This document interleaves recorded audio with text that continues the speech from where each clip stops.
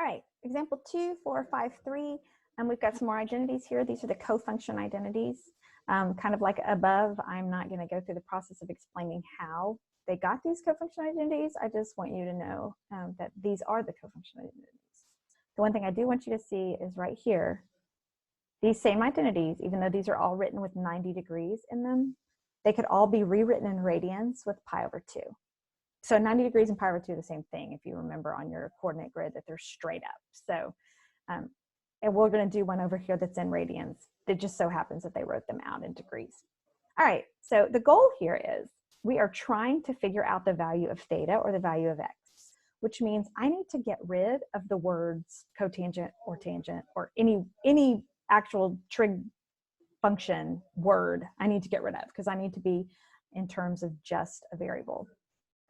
So in order to do that, I need the variables on the word on the left to match the word on the right. If the two words match, then I can just drop the words. So if I look at this, I have right up here that cotangent of theta is equal to tangent 90 minus theta. So I can actually change this. So I'm just going to substitute in tangent 90 degrees minus theta in for cotangent, and then I'm going to leave the tan 25 degrees.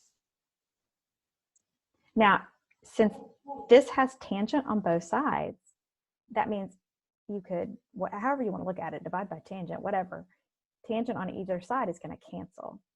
So that leaves me 90 degrees minus theta equals 25 degrees. And now I'm just solving for theta, just getting theta by itself. So I could subtract 90 from both sides. And that's going to give me negative theta equals negative 65, or theta equals 65 degrees. So not hard at all. All right, so in this case, again, you want your trig function to match on each side. And it doesn't really matter if you make it sine or cosine, it makes no difference. But in this case, I know from my identities that sine theta is the same thing as cosine 90 degrees minus theta. So that is what I'm going to replace. So I'm going to replace sine theta with cosine 90 minus theta, and that's going to equal cosine of negative 30.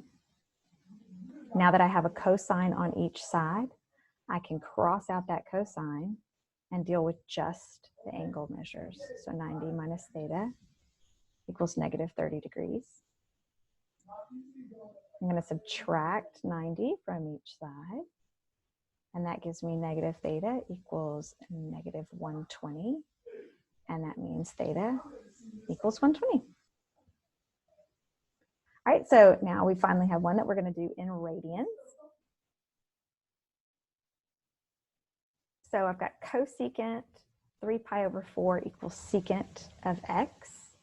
And I know right here that secant theta equals cosecant 90 minus theta. So now remember, I'm in radians now. So I'm going to replace this with pi over 2, and I'm using x instead of theta.